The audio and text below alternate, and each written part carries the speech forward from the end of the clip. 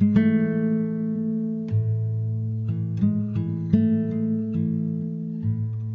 to RECO12. My name is Justin, and I am a child of an all-powerful and all-loving God and a recovering addict, and am blessed to be the host of this meeting and podcast. RECO12 is an organization with the mission of learning and sharing the similarities of addictions of all kinds, and gaining and sharing tools and hope from others who are walking this same path. We come together from all places, faiths, and backgrounds to gain tools and hope from others walking this path. Speakers from our past meetings have represented so many fellowships, addictions, and afflictions, and we look forward to continuing to add to the diversity of speakers and backgrounds. So if you out there in the audience are like, I have something I need to share, send an email to RECO12pod@gmail.com. We'll get you on the list sometime next year. We're booked out into January and February right now, so get on that list. Today's speaker for the 196th meeting is Maureen N, whose topic of choice is creativity and recovery. We're excited to hear from Maureen, who's a first-time RECO12er, and we'll get to her talk in Q&A afterwards here in just a minute. But first, for a little bit of business. The RECO12 family of recovery resources continues to grow and have more resources for the addict and the loved ones of those addicted. I invite you to go and listen to and subscribe to the other RECO12 podcasts. We've got RECO12 Shares. We've got RECO12 Noodle It Out with Nikki M, which posts every Tuesday. We've got RECO12 Big Book Roundtable, which posts every Thursday. And this one, our flagship, that posts every Friday and records live every Friday. So go check those out, and they're fantastic resources for recovery. On that note, RECO12 is a self-supporting service, and we appreciate your help in keeping us working our 12th step in this manner. Thank you to all who have donated and continue to donate. This week, a special thanks goes out to Daniela and Nicole, who joined the spearheads with donations. Those really help in our mission to share this message with others. If you would also like to join the ranks and become a spearhead and support RECO12 in our mission, please consider going to RECO12.com/support and making either a one-time donation or becoming a monthly spearhead donor. I'll put that link in the show notes of the podcast. It'll also be in the chat of the live meeting here in a few minutes. We look forward each meeting to receiving from the light reflected from our speakers. That light inspires hope, meaning, worth, and growth in us, the listening audience. Now I'm going to introduce today's guest speaker, Maureen N, and here is a little bit about Maureen. Maureen is a recovered alcoholic and grateful member of Alanon. She began her journey in 1990 at the age of 20. She grew up in a New England middle-class town in a family of 5, most of which are in recovery now. She is an artist, teacher, and creative guide. Maureen uses her creativity for healing and transformation as a way to communicate and listen to her higher power's messages. Maureen, the floor is yours. Take it away. Oh, thank you so much, Justin. I'm so happy to be here. Thank you. So I'm Maureen. I'm a recovered alcoholic and grateful member of Alanon and a few other fellowships sprinkled in there as well. I guess I'll just start by qualifying, right? A little bit about my background, which you already touched on in the bio. I'm from New England. I'm from Connecticut, and I was born in 1970, and I was the 4th child of, at that time, when my parents are both alcoholics, and they were, by the time I came around, they were full blown in their disease. And so there was a lot of chaos. There was a lot of drama. We were from a middle-class family, so we had all of our needs were met as far as shelter and food and things like that. But I just can remember feeling very unsure about what was happening around me and not feeling that sense of safety and calm. I am still to this day a very sensitive person, and I pick up on people's energies, and I'm just, I've always had that sixth sense. So I was tuning into, what was going on. And like I said, it was very chaotic. There was abuse going on between, my father was abusive and he was getting just so volatile. And so my parents separated and my mother got sober. And back then, you were sent to like a psych ward. It was 1975, and that's where she went. And, it just wasn't the times where people were like talking a lot about what was happening in general. And um, now that I've done so much healing and worked the steps and I've sought outside help and all kinds of things, I understand now that it was just a different time. And nobody really came and talked to me about what was happening. And so the separation happened, and uh, we went into a new house that was not as nice. Let's just put it that way. And our resources were not the same. And it was just a very confusing time for me. And my mother was pregnant with her second husband's baby at the time, and so there was just an enormous amount of change, and I didn't know how to navigate that. And so I just kind of found myself going outside, just going outside, or sort of like hiding, like just pulling away from, and separating myself from what was going on. And I mean, I can remember like just being like under tables or in closets. This is kind of just what I did. And um, to cope with what was going on. I still to this day, I don't, who likes to hear arguments and loud noises, but it's just something that really, really affects me. And it did at that time. So a lot of things that happened then set the stage. And that's why I touch on it, right? And um, it set the stage for my codependency and my alcoholism and my, me um, feeling insecure and unsure and wanting something um, outside myself to fix that and make me feel okay. Um, Even though I did love nature and I began to connect with the outside world and collect things, and I started to feel a real connection to spirit. And I can remember being underneath the pine trees, in my backyard in the first house before the separation, and being back there and and hearing the wind go through the pine trees and looking up. And this is one of my very first memories of, God consciousness, of thinking, oh, the trees are talking to me. The trees are whispering to me, and they're telling me that everything's going to be okay. And still to this day, that pine smell gives me a sense of security and comfort.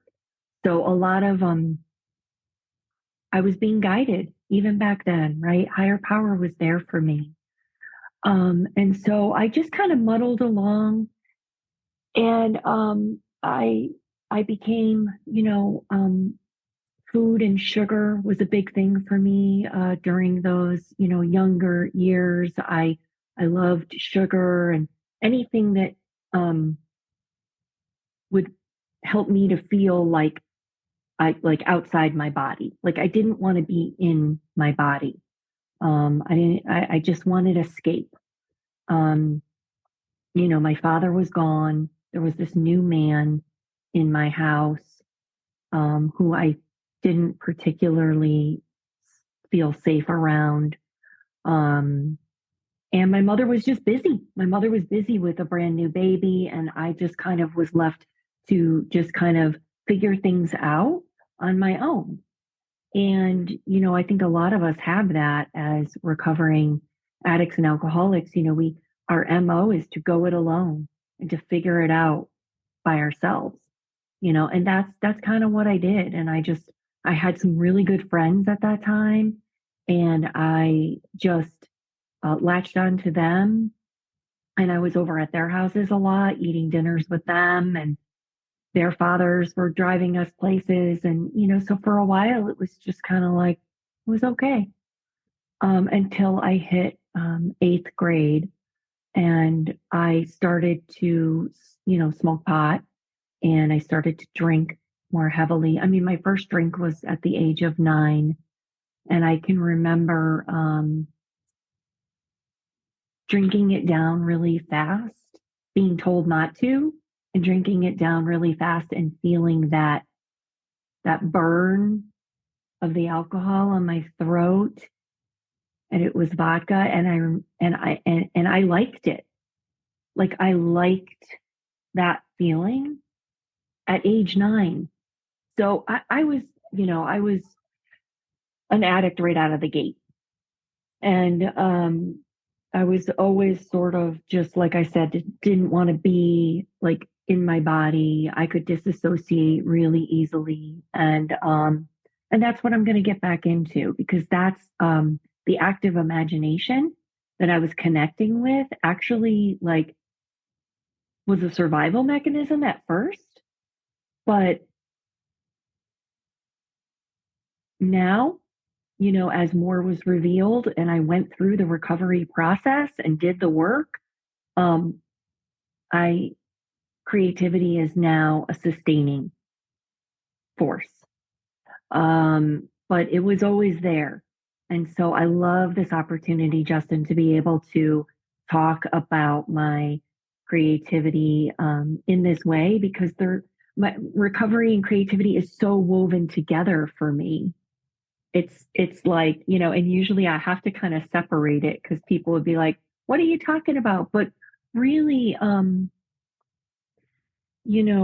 other examples are in sixth and seventh grade, I started to really get into drawing and painting and expressing myself. And it was very cathartic for me.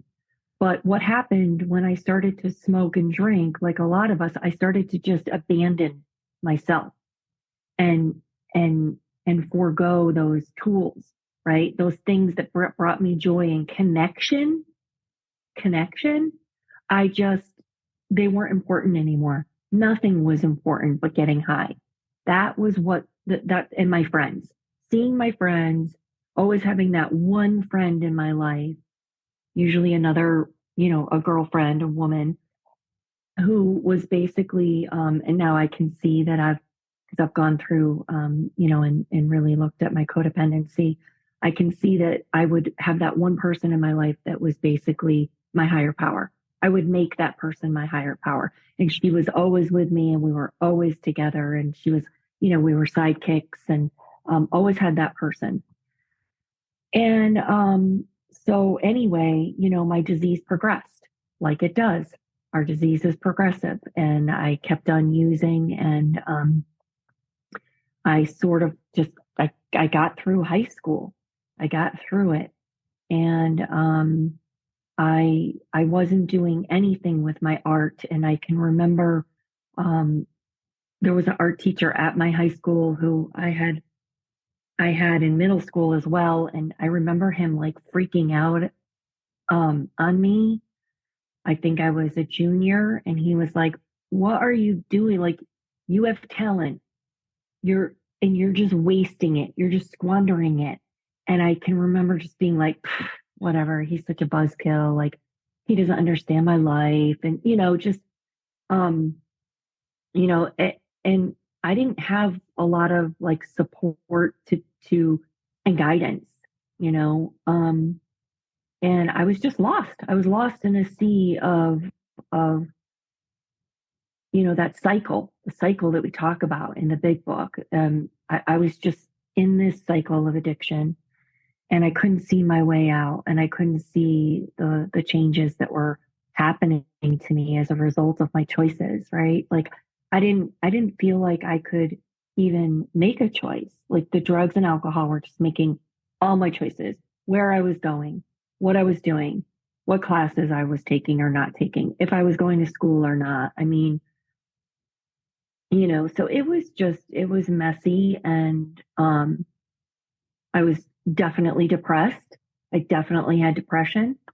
Um, and again, those weren't the days where, people really talked about that stuff or, I did have a guidance counselor that brought me in and was like, "Hey, if you ever need help or, I'm here," and kind of thing. And I was just like, what is this guy talking? Like, why is he, it's just, I was in a lot of denial too. And I knew that this was a family disease. I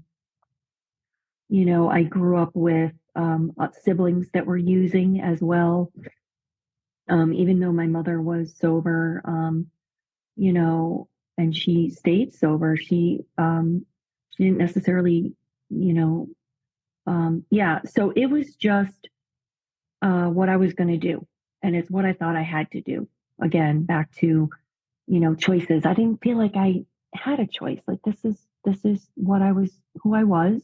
And this is what I was going to do. And so, at that point, I things were just getting, I started to use other substances, a lot of different things, anything I could get my hands on. I really was, a junkie. Anything mind or mood altering, I would take it.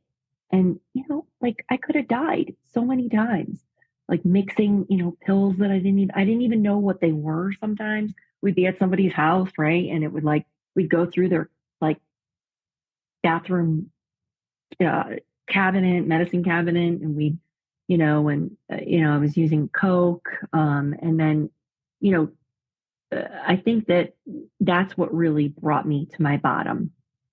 So is, using those other drugs that were just so powerful, and it just took over. It just completely took over my life. My life was completely unmanageable. I managed to graduate high school, but I didn't have a direction. Everybody was, a lot of people were going off to different colleges or starting vocation schools or whatever. And I just was so lost, so lost. And I just felt like ashamed about it. I was starting to feel really shameful about what I was doing and not doing. And, which of course just made me want to use more. So, um, thank God I did hit a bottom.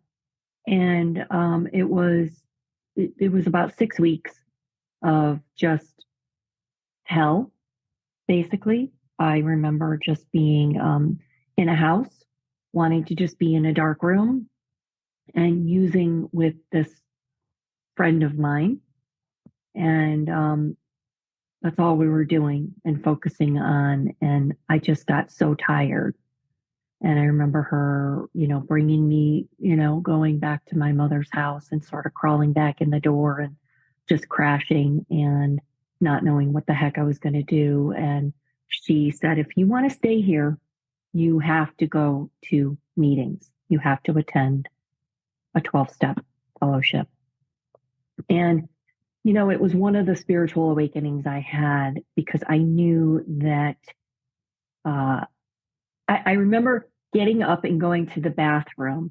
And it was like the first time I'd actually looked at myself in the mirror and I saw like my reflection looking back at me. And it just sort of like, it cracked the facade. Somewhere there was like a crack in there and I could see how much trouble I was in, like, and it's like my intuition told me that if you keep doing this, you're gonna die. And like soon. Like this was like I just it was one of those nuggets. It was divine providence, like it talks about in our big book. It did not come from me, right? The sick mind, the broken mind cannot come up with the solution. This was from somewhere else. And it told me like it's time. And I could almost see another life. Like, what would happen if I left my mother's house? I knew what was going to happen. I was probably going to end up on the streets of Hartford and doing whatever, right, I needed to do. I mean, that was probably going to be my reality. And so it woke me up enough where I went to some meetings and I walked to meetings and I sat in the back. I definitely just didn't want to be. I was going to go and say I went. And, my story is definitely that, I didn't get AA. AA got me. Program got me. I just showed up, right? I showed up. I brought the mind. I brought the body, sorry, and the mind followed. There was, um, I actually went out and thought I could go meet up with the same people and not do what I was doing. And I mean, I knew I was powerless. I knew I didn't have the choice, but I would fool myself. I would trick myself, right? That we have that strange mental blind spot. So I was still going to do the same thing and I was going to expect a different result. So I would go meet up with my friends. Of course, I would end up drunk and then wanting to get high, right? That was the pattern. So I struggled for about 2 weeks going to meetings and continuing to use. And I can remember my mother saying, one night I came home and I was like incoherent, like I could hear her, but I couldn't speak. I don't know if that's ever happened to you. Like I couldn't speak. And she said, if you don't drink, you won't get drunk. And to this day, that was a light bulb moment for me. Like this is what I mean, this is the kind of information I needed. And this came from someone who was recovered, right? She had found a path of sobriety. So it was powerful. But of course, it was my mother, and I didn't want to listen to her because I was stubborn and full of self will. But I ended up, like I said, continuing to go to meetings and hearing the message of a lot of old timers. The meetings there were mostly, yeah, like older gentlemen who had gone through like wars and stayed sober and like just their stories were incredible. But I wasn't really, I wanted to be around people my age. I was 20 years old. So I ended up going into NA and finding a lot of people that were my age and still wanted to kind of like party without the substances, which worked for a while. I had fun. I went to dances and joined bowling leagues and, did a lot of fun stuff. And, but, it's a journey. And my journey took me back into the rooms of AA where I found more of, what I needed, more stability, more, um, I don't really know, and I don't need to know. It's just higher power puts me where I need to be to, I always get what I need when I turn my life and will over in the morning. And that's what I do. And so where does creativity come into this? Early in sobriety, once I started to, um, once I had a foundation, once I had a foundation, meaning I was going to regular meetings. I was attending a meeting every week that I was calling my home group, and I would share honestly there, and I would let people get to know me. That was really hard for me. I had a lot of walls, like most of us do, but the women in the fellowship helped me tremendously. Like I wouldn't be here without all the women that would come up to me after the meetings and say, welcome, it's going to get better. It's going to get better. It's going to get easier. It's not going to be as painful because when we put down the drugs and alcohol, we need another tool. Like that was my solution. And so the steps began to be my tools of recovery. And the way I see the steps now are that it's the skeleton of the program. And I need to always be connected to the steps. And I know we don't have a lot of time, so I'm going to talk about 10, 11, and 12, because those are the steps that I live in every day. And it also directly relates to the the transformation, the transformational shifts that come through that 11 step. So the way that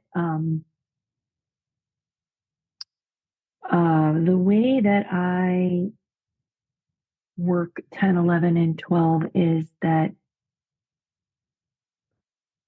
I continue to take personal inventory. So what does that mean and what does it look like? It means that every day, it tells us in the big book, and I don't know page numbers. I'm not that person, but I know what the big book tells me. And I have to continue to read it and open it all the time because I have a built-in forgetter. But it tells me that I only have a daily reprieve. It doesn't matter what I did yesterday. I mean, I did it yesterday and I had a great day. So that's awesome. But I have to do it again today if I want to reap the benefits. And so it just means that if I feel fear or anxiety rise up, I need to pause and I need to connect with higher power and I need to see what that's about. Where am I holding on? Where am I taking back control? Because I have a lot of the Alanonic behaviors. And that's why I'm in that fellowship too. And that's a lot of the stuff that still can get me because I'm a nurturer. I'm a very giving person. I want to help. But you know what? I can also try to be playing God. And I need to have boundaries. I need to know my place. I'm only a person that can carry a message and that's it. I don't save anybody. I can't fix anybody, and so even though I know these things intellectually, I have to practice them. This program is a program of action. Otherwise, we would just read the big book and we'd be done. And we'd maybe read the cliff notes here and there, but like we wouldn't have to, open it continually. And so that's what I do. And I have an app. I love the app. It's easy for me. I go in there. I see fear. I click it. What's the fear coming up? I name it. I try to pinpoint it. I look and see, where am I being selfish? Where am I still wanting my own way? Where am I being dishonest, right? Where am I trying to play God and be more powerful than I am? That's a form of dishonesty. Where am I still wanting my way? Or where am I, my thing is like, I still want people to be who I want them to be. Like, how selfish, So that stuff is going to continue to come up because there's no cure for this disease, right? So I have to continue to work that. Now, step 11 is where I would love to talk for another 25 minutes. But, that's where I found that I started to, after I became a mother in recovery, I started to feel really off balance and I started to feel a little cuckoo. And I realized I was putting 150% into being a mother. And my perfectionism was running the show, running my life, because I was going to do this perfectly. And I was going to fix everything, right? I was going to fix the wound that was still in me, right? I had done 2 rounds of a 4-step. I had done columns. I had done worksheets. I had done some therapy, but recovery is a journey. It's a journey. There's layers, right? We have that image and symbol of the layers of the onion. And so becoming a mother like really brought me to a new level of inner work, right? It talks about capitalizing on our grief and our pain and our sorrow and in our big book. And I love that. And I used to think, wants to capitalize on that stuff. And oh yeah, I'm gonna, like gladly, I forget the wording, but it's something like happily welcome, the turmoil or whatever it is. And now I understand that because Carl Jung, who I would really talk about a little bit more. He was really influential in helping Bill in the founding of the program. And, he's woven into the stories of the founders. And he was a Swiss psychologist. And he was the one that turned away one of the members and said, I can't help you, you know, like he was one of the greatest psychologists of that time. And he said, I can't help you. And this led to the beginnings of our 12 steps. But he talks about finding the gold in the darkness. And this is what we do in our fourth and fifth step, right? We get to really see what's going on. We get to bring everything out into the light, look at it, and not necessarily look at it in terms of good or bad, right? Like taking the judgment away and just seeing it for what it is. And then we get the tools when we do 6 and 7, and then even 8 and 9 when we clear away even more. We get the tools to make the choices. I'm back to choices. Remember when I was talking about choices, and I never felt like I had them. They were, I would just pick people in my life that would make them for me, and the drugs and out. I was very passive. I was living my life in a passive way. Today, I get to live fully conscious, right? I get to make choices. And the most important choice that I make is that third step. I make that decision and I turn my life and my will and my thoughts, my thought life. I get to turn all of that over first thing in the morning. And when I do that, I have a completely different day and a different experience. And I know I'm jumping around because I'm trying to fit everything in and I'm going to wrap up in a minute. But so back to that 11th step where that is really where we get quiet and we try to listen. So there's so many different ways we can do this, right? We can sit and breathe and be still and meditate. And, I couldn't do that. It wasn't happening for me as a young mother of 2. And there was just so I began to just go into my studio. I created a small room in our basement of our little starter home, our little ranch. It had no windows, but it was a room. It was a room of my own. And I would go in there and I would light a candle and I would just start to draw. And what I began to notice is that, I would try to center myself first. I would try to center myself and I would try invite my higher power in and I would draw and I was sort of almost receiving these messages from what I was creating. And so this has been my path ever since then. And it's grown. And, creativity is a way that we can all process life events, um, trauma. I mean, it's being used across the board right now. And I just encourage anybody that's out there and they already have a foundation in recovery and they've worked the steps and they've cleared away their stuff and if you're feeling stagnant or you've hit a wall, that's when it's been really helpful for me because, I've been working at this one day at a time for 32 or 3 years. I think, I don't know, a long time.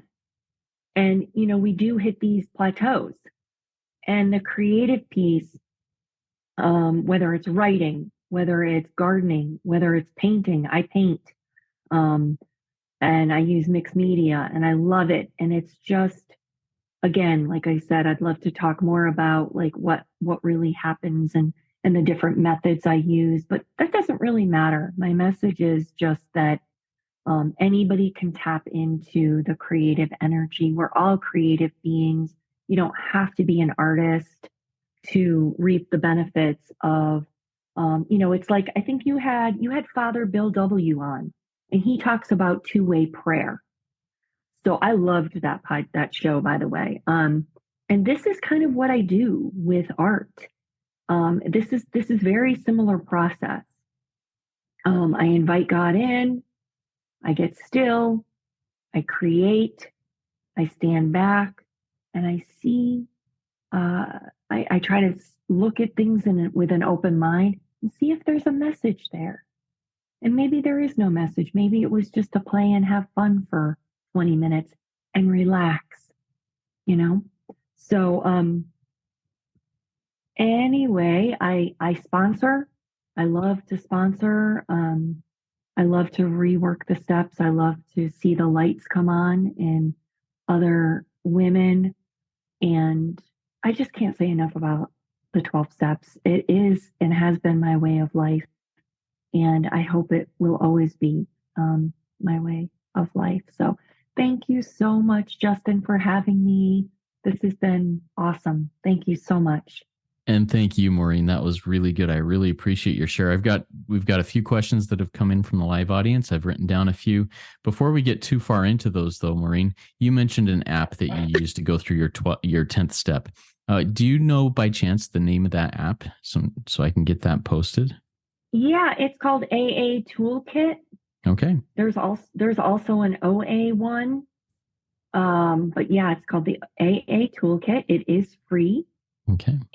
But if you want to be able to send your inventories to someone, like I send mine to my sponsor, it's 99 cents a month. There's daily reader on there. There's all kinds of resources. It's awesome. Yeah. Cool. So I will get a link to that in the show notes of the podcast. So if anybody out there wants to do that, you can look that up, or you can just go to the App Store or Google Play Store and look up AA Toolkit. All right. Let's get into a few of these questions here. Maureen, one of the questions that I have that I want to jump into right away is, for the newcomer or for somebody who's an old timer in the rooms, what are some quick and easy ways for those people to apply creativity to recovery? What are some quick and easy things that somebody could say, okay, I need to decompress and put something into this really quick? Mm-hmm. What are your thoughts on that? Mm-hmm.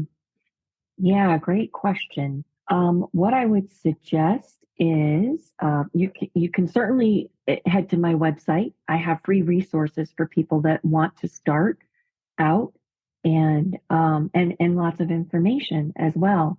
But I would just suggest getting a book, like a sketchbook, and just start to draw, just start to doodle, right? We hear this word doodling. And really what doodling is and a lot of us have done it. Most of us have doodled, and we would do it like when we're on the phone, remember? Like, I don't know, maybe I'm like aging myself, but I'd have like the phone and there was a pad right there, and we'd start to doodle. So doodling is a way that we get to give the left side of our brain, the analytical side of our brain, a rest. It gives it a break, and it engages that right side of the brain, which is where the creativity and our imagination comes from. And what's really cool is there's so many studies about how therapeutic this can be. Is that it's even better when you are trying to engage your left side of the brain a little bit, like having a conversation, right? I'm using listening skills, assessing what you're telling me. I'm gonna, that kind of thing. And then so just start doodling. I love mandalas. I draw mandalas. I draw them almost every day. And I have a whole practice and information on my website about that too. All right. Thank you so much, Maureen. And I've got the website. I put that in the chat. I'm pretty sure that's the website there. I just looked it up and found it. And it'll also be in the show notes of the meeting, of the podcast, for anybody out there that wants to look at that. Okay. Let's get to our questions from our live audience. First one comes in from Monica. Monica says, I love what you're sharing, Maureen. You mentioned time of going through depression. I'm interested what your view is about depression after you've gone through the 12 steps of recovery and the healing process. Awesome question, Monica. Thank you so much. I now view depression. So there's different types of depression, right? There's clinical depression, and this is where there is a chemical imbalance in the brain. And I'm not a doctor, obviously, but sometimes people need medicine and medication, um, and sometimes it's really a block. It's a block, right? And the steps are really designed beautifully and perfectly to unblock us, right? It talks about that in a beautiful way in our big book. It talks about, that we get unblocked, um, but that we were blocked by the spirit. Again, I'm not a good quoter, but that we get to feel the spirit of the spirit, the light of this, whatever. So basically, what I'm saying is that after working the 12 steps for me and continuing to take my inventory and sponsoring and doing all the things that I need to do, my depression has completely lifted. It's really, there's some yogis that talk about depression, and I've listened to lots of talks about it. And they believe that really it's like we're suppressing something, that there's something inside of us that needs to come out. And I do believe that depression is also the flip side of the coin of anger. And I had a lot of anger in me, and I had to process that stuff. And I sought outside help. And that was incredibly helpful because I wouldn't let myself get angry about certain things. And I needed to do that in order to, you know, um, really take ownership and responsibility for my life and for my emotional sobriety. That was a really big part of that. So those are some of my thoughts on depression. And when I don't make art, when I'm not creating as much as I would like to, I can start to feel that heaviness. So it's really part of this way of life for me is to create and to express myself. So Hmm. thanks for being here. Yeah, and thank you for sharing how you get unblocked from the sunlight of the spirit. I'll throw that in there. Thank you. Awesome. You got it. Yeah, I run into those blocks all the time too. I know it says this, and I can probably go find it really quick, but it's not there Yeah. right now. Thank you. All right. Next question comes from an anonymous attendee. This person says, "How do you deal with the overwhelming nature of the work involved in early recovery? I feel it's constant. I'm expected to do a step 10 and send it to somebody and turn my thoughts to someone else. I had a mega busy day today, and when I get triggered, I freeze. It's not always possible for me to do it as much as I would like to." So what are your thoughts on that, Maureen? Oh, yeah. Yeah. Man, self-care and working the program, it is a lot, it is. But it tells us in our book, I love the slogans, and I didn't even mention the slogans, but easy does it is like, and first things first, uh, just slow down, um, do the best you can. If you miss an inventory, it's okay. Like we're only supposed to do the best we can. We can get into that perfectionistic mindset, and all that does is rob us of our joy, right? Um, so just go easy and just know that um, I have only been working the program that way where I'm like, doing the more formal inventories and sending them to my sponsor. I've only been doing that for like almost 3 years now. And at first I was sort of like, oh, wow, that's a lot, and I kind of balked at it like we do. But honestly, now it's second nature. It's second nature. And it will get easier. It will get easier. And just keep it simple and do the best you can. Yeah, I love that experience you shared there, Maureen. I'm kind of in the same boat. Doing these 10th steps is something that in relation to how long I've been in the rooms, is a fairly new concept.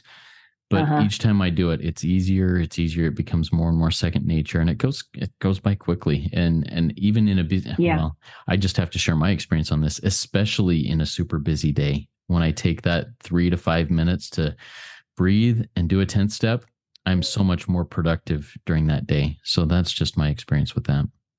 That's it. Yeah. All right, let's move to the next question. This one comes in from Nalda. Nalda says, "Hey, Maureen, love your share. Was wondering if you could share how meditation helps you with your art." Mm, yeah. Meditation helps me with my art because it clears the channel. And so I mean, my art is meditative in and of itself, but I do like to center myself. And all that stuff is on the website. And thank you so much for being here, Nalda. Nalda is my sister in recovery. We got sober around the same time, and we've been traveling this road together and learning with each other, growing with each other.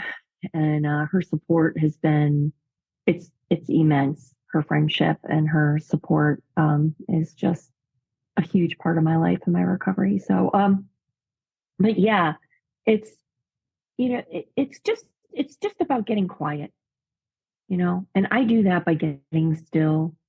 And when I do meditate before I create, I feel like I'm more dialed in. I'm more connected to source and whatever is supposed to come through. See, I believe in creativity as a force, as an energy, and I believe that it moves what needs to be moved. I trust it, just like I trust the process of the 12 steps, right? And whatever's supposed to come out is going to come out. And whatever we're supposed to see, we see. Whatever's supposed to get revealed is revealed.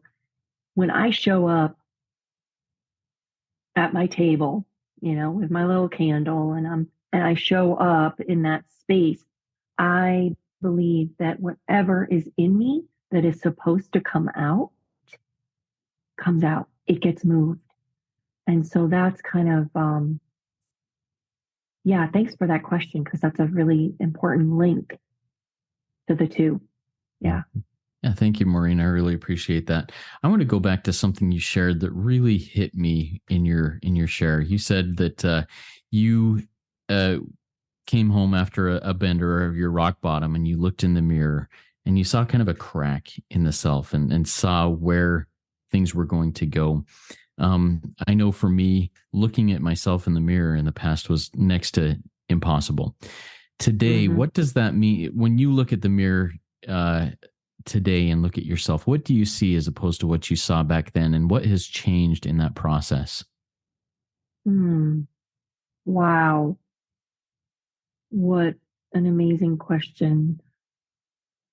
I have goosebumps right now. I have full body goosebumps and the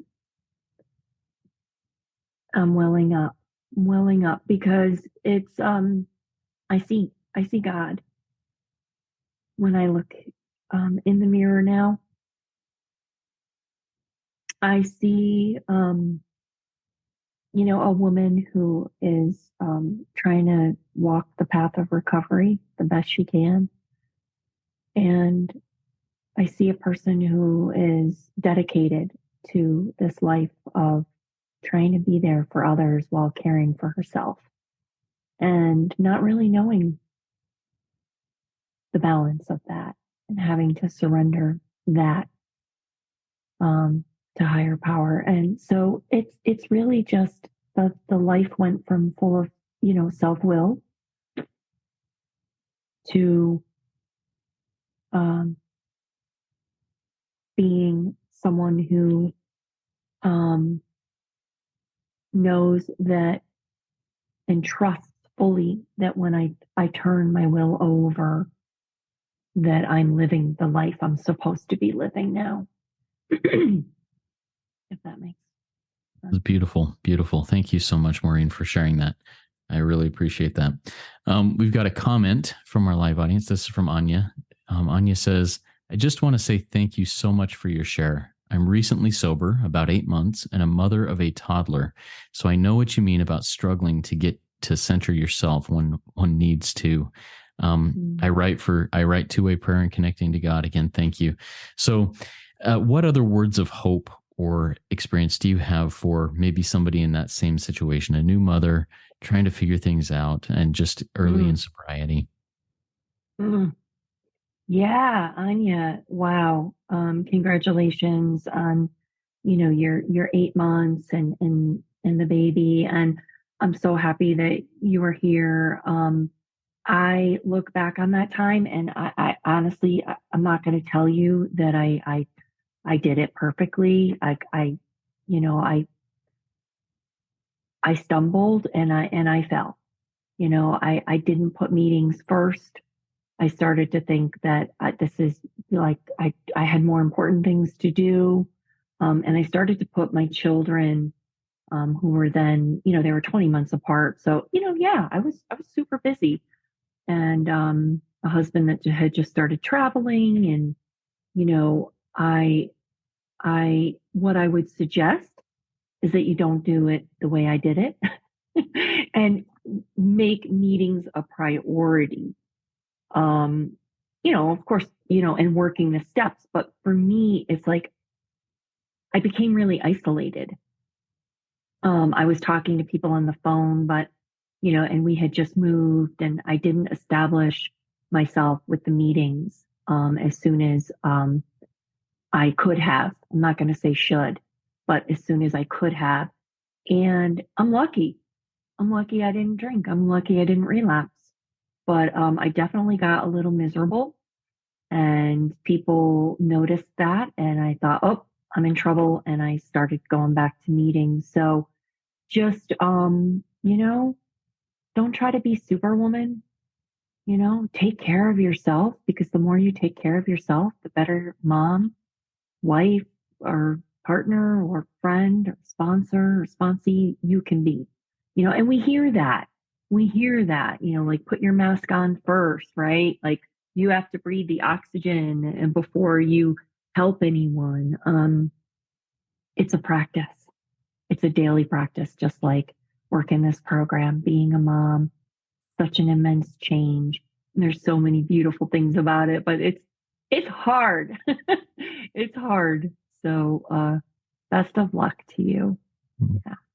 Thank you so much, Maureen. I have one or two more questions here. The first one that I have for you, you said towards the end of your share something like this: I don't really know, and I don't really need to know. How do you find peace in that Mm. when I'm assuming Mhm. I'm just going to put myself in there? Before, I needed to know and I had to know and I had to know the reason why. How do you find peace in that statement now? Yeah. I mean, I'm not gonna like pretend like I'm always like that. I can still like rack my brain about like, oh, where are we gonna move, and what should we do with our lives now, and what's my life and I can get into like all of that. But basically creativity has taught me that there is magic in the unknown, right? And I have come to love that through my creative practices. It really has validated for me that it's more fun when I don't know where something is going. And I haven't even mentioned this word yet, intuition. I can I can be I love working intuitively. I call myself an intuitive artist. And my business name is the Soulful Creative. So it's all about tapping into the unconscious, allowing the unconscious to come forward.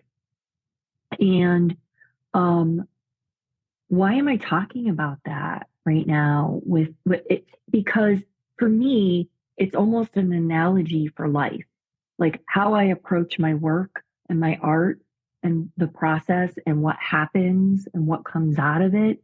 It's all like an analogy for life and how life works, right? We've got the seasons and the cycles and so when I make art, it's like an active prayer, and it reminds me of that I don't need to know. I don't need to know. All I need to know is the next thing. Like I'll be doing these large paintings and I'll step back and I'll almost get like, whoa, what am I gonna do? And I'm like, nope, the next thing I want to do is use this color. And I'll just know that that's it. I just want to add pink to it right now. And so I just go from there and it's one step at a time. It's 1 minute at a time, right? So that's really, I try to lean into the unknown now as opposed to resisting it and trying to figure it out and, waste half my day like up in here. But yeah, that's how I try to, deal with fear, right? Because the unknown we can become fearful when we don't know, especially in early recovery. It's hard. Like we want that control. But we don't have it. We never did, And so that's the answer. Love it. Thank you so much, Maureen. Do you have any final quick words of wisdom before we start closing out?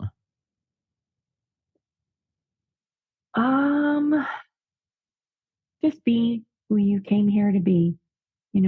That's what I try to do, and remember. And that helps me with my people pleasing too. Just be who you came here to be. Beautiful. Thank you so much, Maureen. That was a great RECO12 weekly speaker meeting. If we didn't get to your question out there in the live audience, or if you have other questions, please consider joining our WhatsApp community by sending an email to RECO12pod@gmail.com and join in our community, ask questions, answer other questions that'll come up, get involved in the conversation there. Also, if you've not yet rated and reviewed this podcast in Apple Podcasts and you feel the need, and you feel driven to, please go do so now. It really does help get the word out to more people and share this message with others. Next week, we'll be hearing from Babe K, another first-time RECO12 speaker, but one who I've heard speak in other places, and I really look forward to it. And don't miss any of the other RECO12 resources that will be released over the next week. Now let's launch off into the rest of our day with a Sanskrit prayer entitled Look to This Day that Maureen will say for us, and I put that in the chat there, Maureen, if you need to reference that. Thank you. Thank you so much, Justin, for having me, and thank you for everybody that showed up here live. That's awesome. Look to this day, for it is life, the very life of life.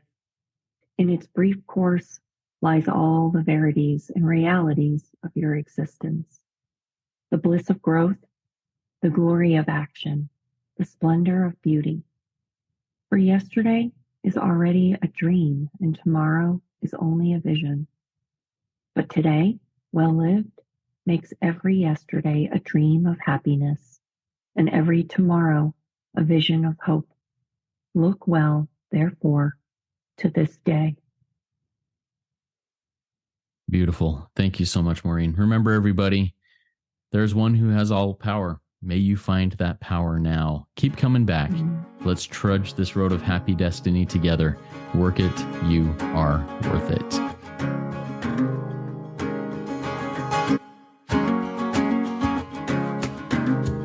I've seen stars fall from above. I've fallen in and out of love. I've been high and I've been low. Now I know I just can't do this on my own. I've seen a boy become a man. He got lost without a plan. He's so far away from home. Now I know I just can't do this on my own. Your arms surrounding me. Your touch is grounding me. No longer searching for purpose all alone. 'Cause now I know that I just can't do this on my own.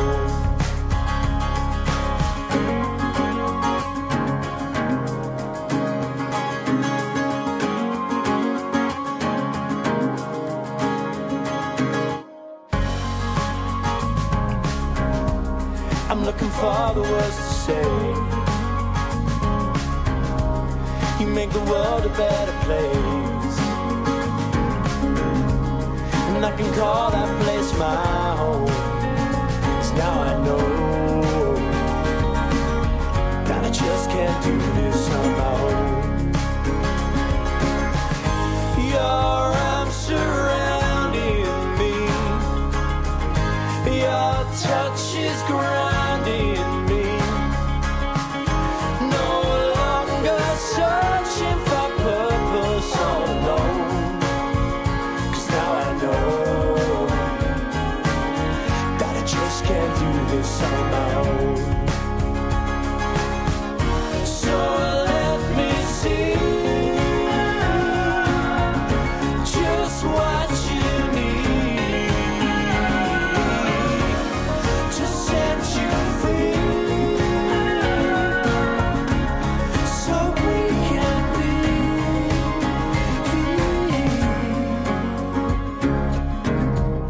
I saw stars fall from above. I fell in and out of love. I got high and I fell low. But now I know that I just can't do this on my own. No, I just can't do this on my own. I just can't do this on my own.